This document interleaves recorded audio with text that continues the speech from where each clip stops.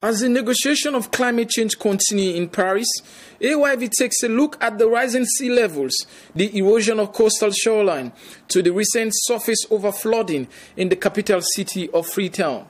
The United States Ambassador to Sierra Leone, John Hoover, says if Sierra Leone doesn't start putting proactive measures in place to address the issue of climate change, the survival of species will severely be affected. I don't think anyone has done really careful scientific analysis about what caused the extreme weather events we had just recently, the flood in September. I think some of the things you mentioned are likely causes, deforestation, and the concentration again of people close to the shoreline, densely populated. I think all those things contribute. But I think climate change is with us globally, and I think there may be an element of localized or regionalized climate change in this part of the world as well that's contributing to some of these extreme weather events. But certainly we see it unfolding globally.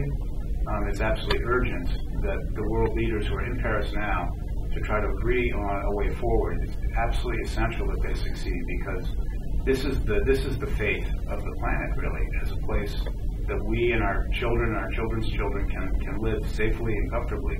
If we don't start this process now, slowing down climate change, then we're basically going to be our future generations are not going to. I think the survival of our species almost is at stake here. It's that serious. I don't think people quite grasp that, but it's starting now, the impact of climate change. So we've got to do, first we try to slow it down, try to mitigate it, but we also have to adapt to it as well.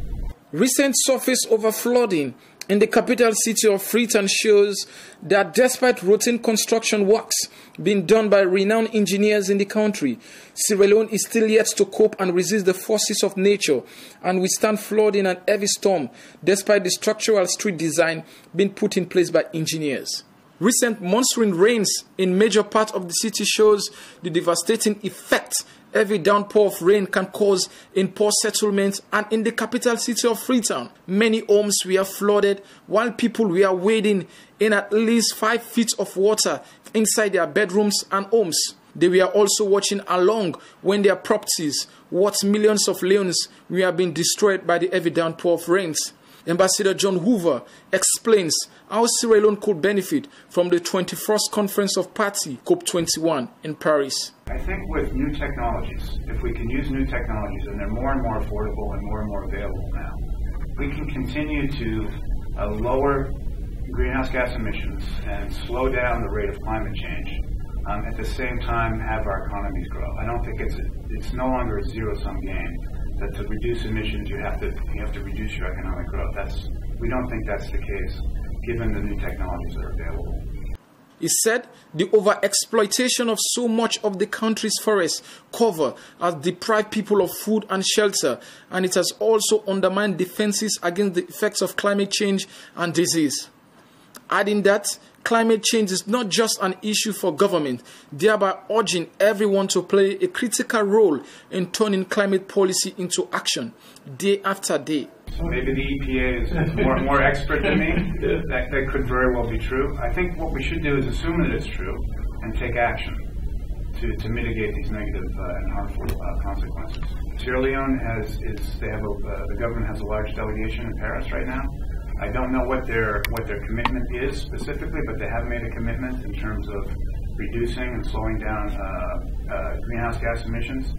And so I think because of what's happening here and what we saw in September, the heavy rain, the floods, I think Sierra Leone is part of this international consensus that we need to take action now.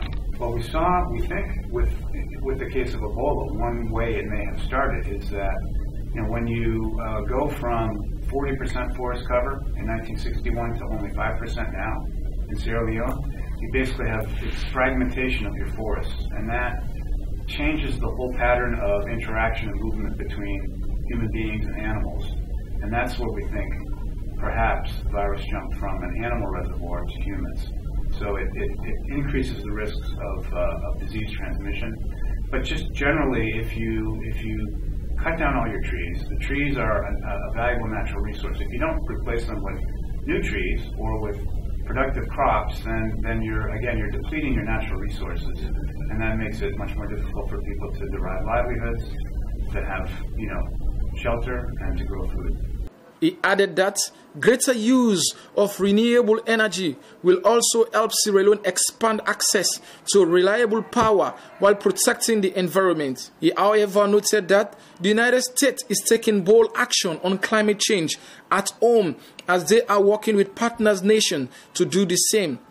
Adding that since President Barack Obama took office, the United States has reduced carbon emission, tripled wind energy production, and increased solar power by 20-fold. No nation, large or small, wealthy or poor, is immune to what this means. This summer, I saw the effects of climate change firsthand in our northernmost state, Alaska, where the sea is already swallowing villages and eroding shorelines, where permafrost thaws and the tundra burns, where glaciers are melting at a pace unprecedented in modern times. And it was a preview of one possible future, a glimpse of our children's fate if the climate keeps changing faster than our efforts to address it. Submerged countries, abandoned cities, fields that no longer grow, political disruptions that trigger new conflict, and even more floods of desperate peoples seeking the sanctuary of nations not their own. The location of the city overlooking the hills and the irresponsible action taking place on the hillside, could that be the reason why the 2015 Climate Change Vulnerability Index has named Sierra Leone as the second most vulnerable country to climate change in the entire world? Alhaji K, Tarawally, AYV News.